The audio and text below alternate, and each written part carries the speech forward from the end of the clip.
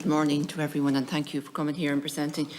I think all of the issues you've spoken about are something that we've covered in this committee and indeed in the Disability Committee, but we can't cover them enough and highlight them enough and try and tease them out because there's still an awful lot of work to be done. I suppose to deal with children first, I mean, a number of you mentioned inclusive education and moving towards that.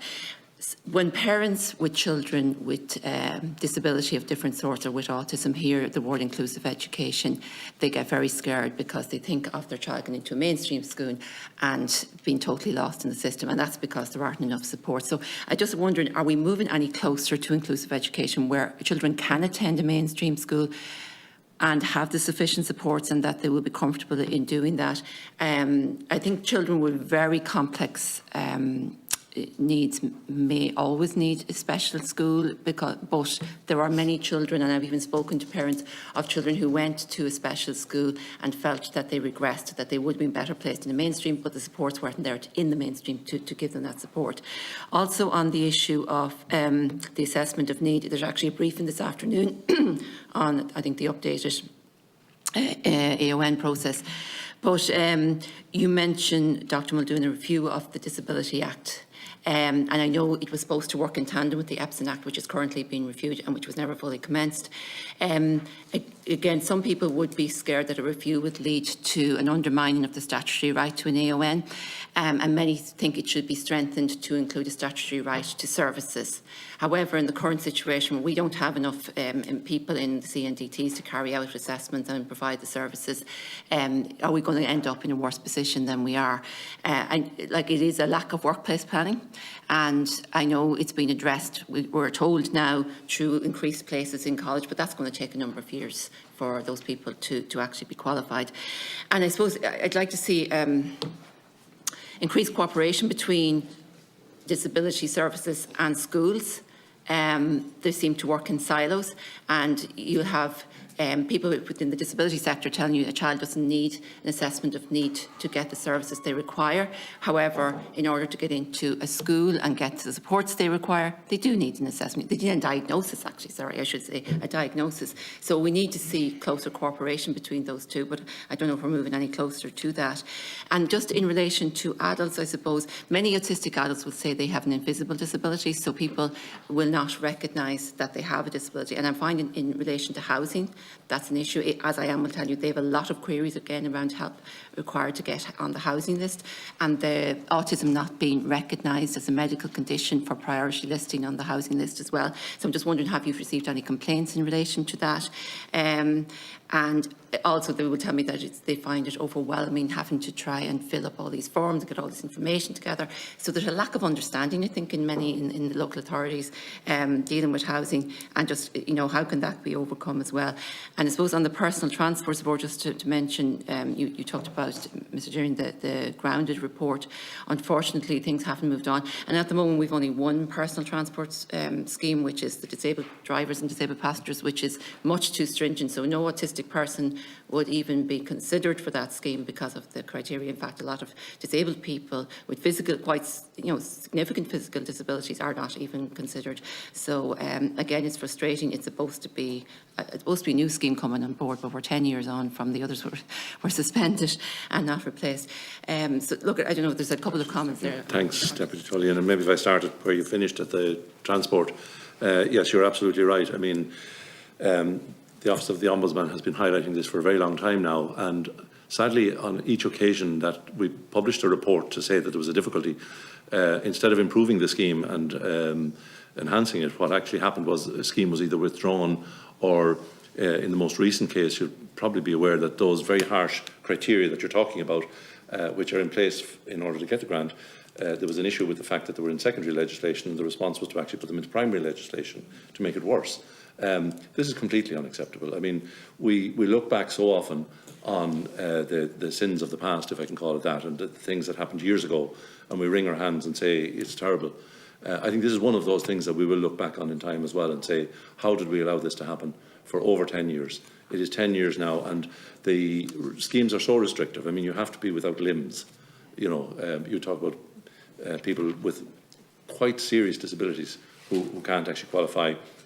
And Transport really is a liberator for an awful lot of people, most particularly if you live in a rural area. It's a problem in the city as well, because there's a notion that everybody can access public transport. Well, firstly, all of our public transport isn't accessible, but even if it is, there's that maybe extra mile, if I can call it that. You've got to get from your house to wherever the public transport is. So I do feel this is a very serious situation, and it's unacceptable that it has been ignored by successive governments now for years. We are told that something is happening at the moment. There is, I know, a new committee put in place, but I really feel at this stage that we need action rather than committees. The issue you raised in relation to housing, I don't know, Anne-Marie might tell me if we have specific complaints in that area, but maybe I'd broaden it out, because I think what you're talking about is the difficulty people have in actually making applications. And we would agree that actually there's often a lack of awareness and understanding that some people need a particular format of or a particular way of communicating, and I refer to that even in the communications. You know, a letter mightn't be the best way. A phone call might be a better way to communicate with somebody. They may need somebody to sit down with them and assist in filling the application form, and that's where which we don't get many complaints under the Disability Act around access, and it's something we're looking at, and maybe we need to make people more aware that they can actually bring a complaint to our office, because accessibility isn't just physical accessibility. It's actually accessibility, you know, can you contact somebody? We came across a situation recently, for example, in one of the workshops that I mentioned, where somebody who was deaf had to arrange to have an interpreter on a phone call with them.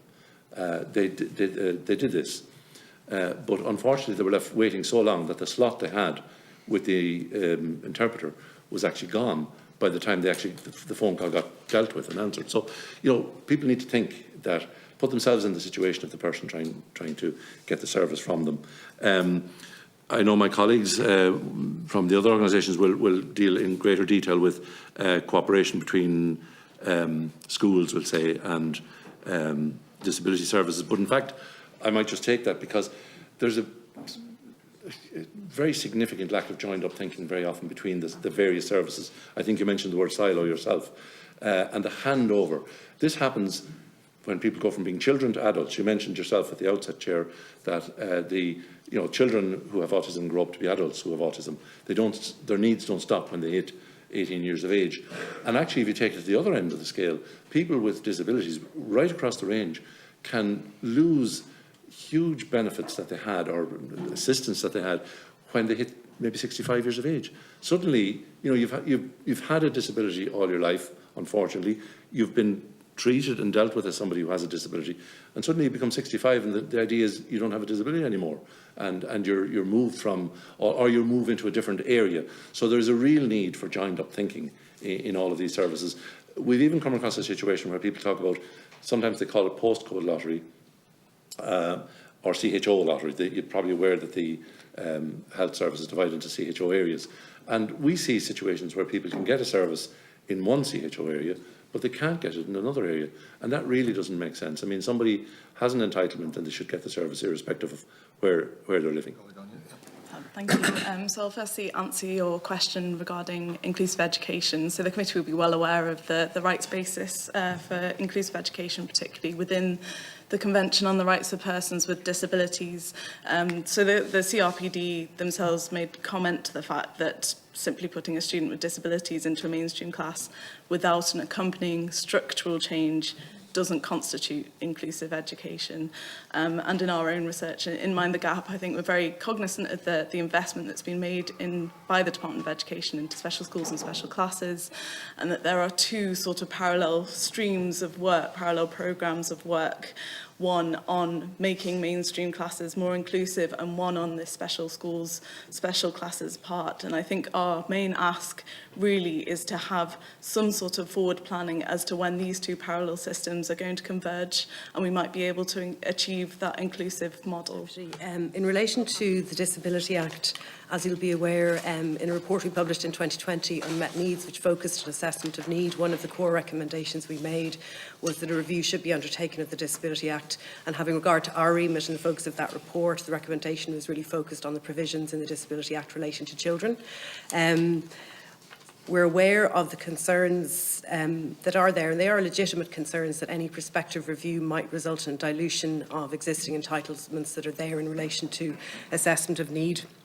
Our view in that regard is that, you know, there are different ways, obviously, one could approach a review, but that the key thing, it would be undertaken by an independent expert group with very clear terms of reference as to the purpose of the review and a very clear aim, which would be to ensure that the Disability Act is fully compliant in terms of being underpinned by a human rights-based approach, child rights-based approach in respect of children. I think more generally, our sense is, you know, given that Ireland ratified the CRPD in 2018 and that a review of the Disability Act hasn't been undertaken for a long time, a review would be timely. We were very disappointed to hear when the state met with the UN Committee on the Rights of the Child in January that it has no plans to review the Disability Act, and it is notable that one of the recommendations that was made by the Committee on the Rights of the Child in its concluding observations, which were published last Thursday, is that the Disability Act, together with the EPSAN Act and the Equality Acts, which are under review anyway, but that all of those acts should be reviewed with a view to providing in law in Ireland for a rights-based approach that upholds the rights of persons with disabilities, including children. So just to say that, I suppose one of our concerns in relation to assessment of need, you know, we welcome the work that's being undertaken now by the HSE and look forward to the outcome in terms of developing a roadmap, clinical guidance and a protocol in terms of mapping a way forward for an alternative approach to assessment of need to meet the exigencies of now, to address the fact that we do not have the resources in place to provide children with assessments and services that they need in a timely manner. And we appreciate that's a real challenge and one that can't be addressed overnight. And I know you all are very familiar with that as well. I suppose one of the things that we'd like to see the HSE do, in addition to planning for now and the short term, is to develop, I suppose, is to participate in long-term scenario planning. Because one of the things we're concerned about is that the exigencies of now have created a narrative in broad terms, which is about assessment versus services. You know, so that we're providing assessments, albeit in a very delayed manner, at the expense of providing services.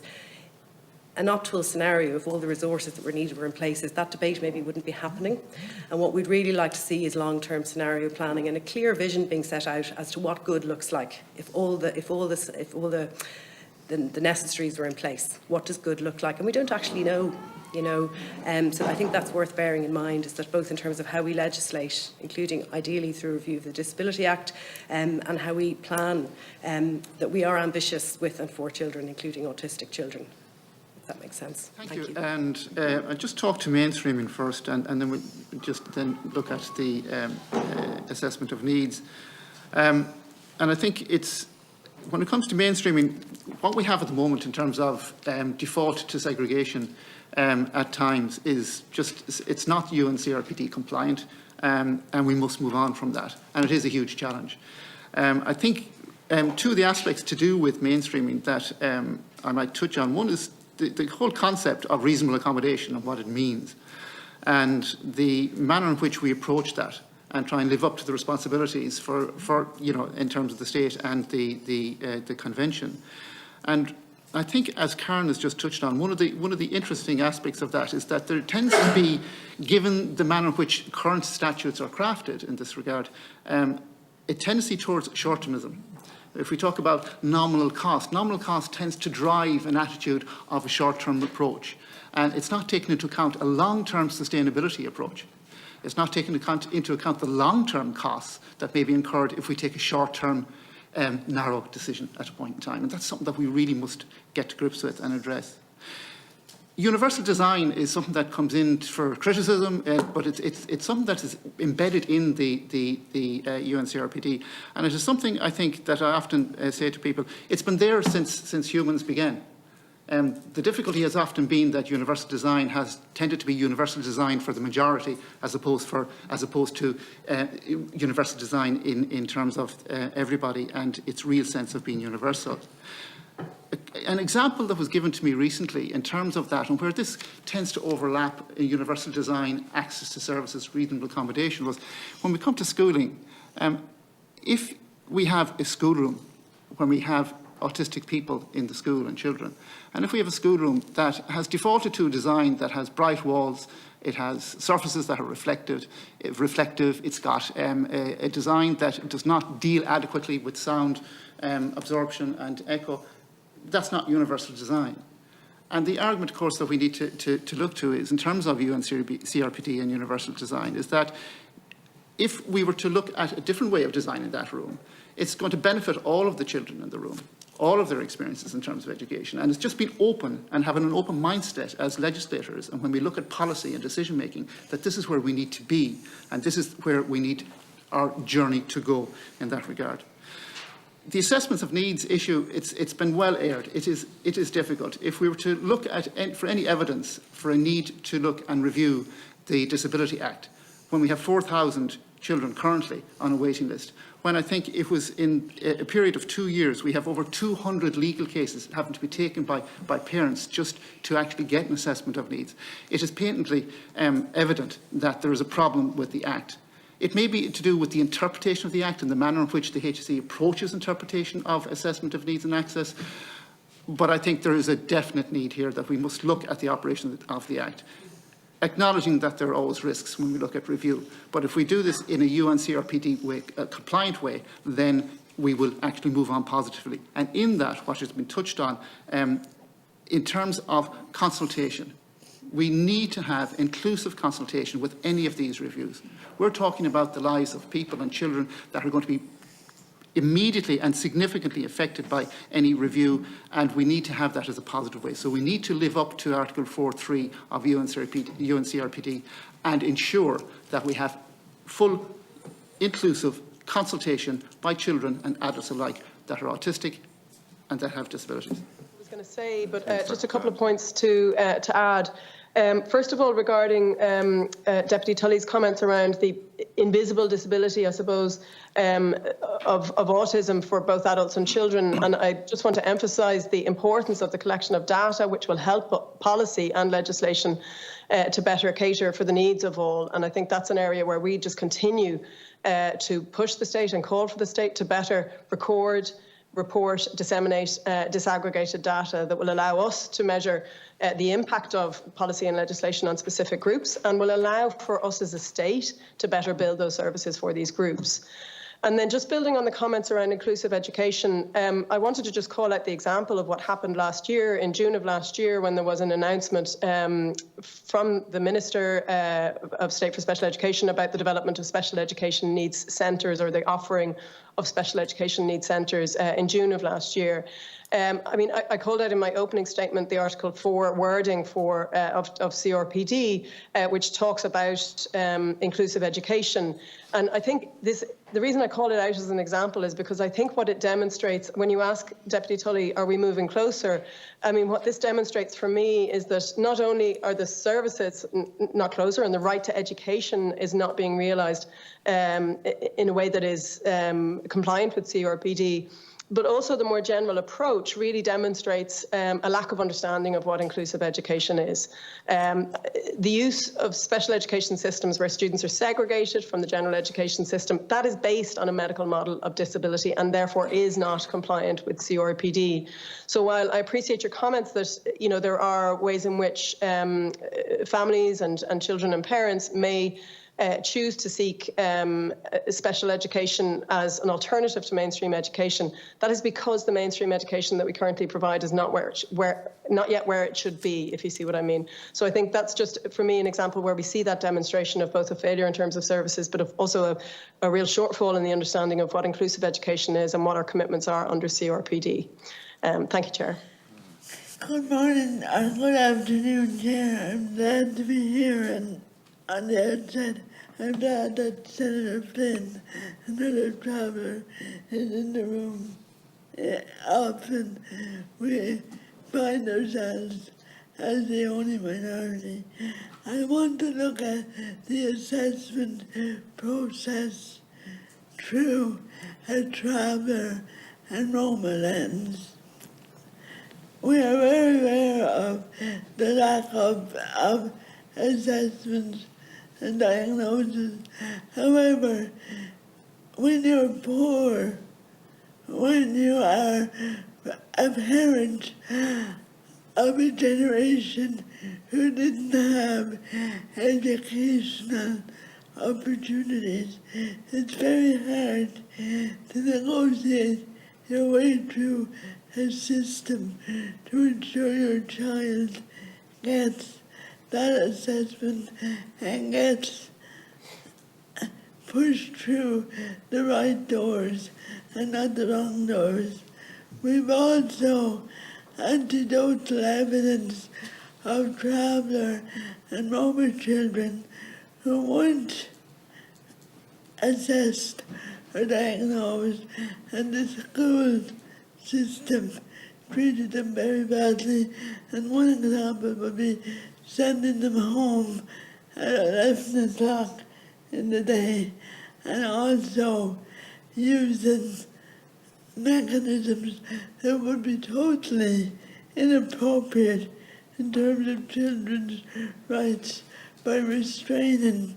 And you have to acknowledge not only ableism, which is a particular form of discrimination faced by all disabled people, but also if you add on racism in that the child and indeed the parent is totally abused by the system, a system in which we all hope that empowers and cherish all our children. I'd also like to talk about adult diagnosis and how lots of older people and older adults are coming late, and I've suddenly found it really difficult to get again a diagnosis. And if you're lucky enough and you're middle class enough, you can afford that diagnosis. But if you're living your life up to 50 years of age and you know there's something not right in the world around you and nobody tells you what it is, it really is a very isolating and disempowering experience to live your life. You're not flourishing, you're not thriving. I would also add the Irish human rights is what's the word, Fran? We're we're A-rated. Yeah. and therefore I suppose we would see any positive push towards policy and legislation for autistic people would benefit the whole disability community and our families and the wider Irish society, you know. And finally on this, what our chief commissioner said around the optional, inverted commas, protocol. I mean, it really is imperative. In my lifetime, I would hope that would be the last job that I would have a part of. That we need it. The rest of Europe has it. It would sort out a lot of the internal domestic situation around assessment, around the right to education, and also I have experienced both segregated education and mainstream. I wasn't very good in the mainstream because there was no supports, but back in the segregated one, the syllabus wasn't as it should be. It wasn't the state syllabus. So I would urge, if we're going to look at supported education in whatever guise that is. I don't believe in it ends. That segregated education serves no one. The child, the parent, the wider community, and us as a society. Us as a society. But nonetheless, some of us do need extra support in the classroom, and that support is not only about an SNA or specialised teachers. We also need to be on a par with our non-autistic peers or our non-disabled peers. Thank you, Chair.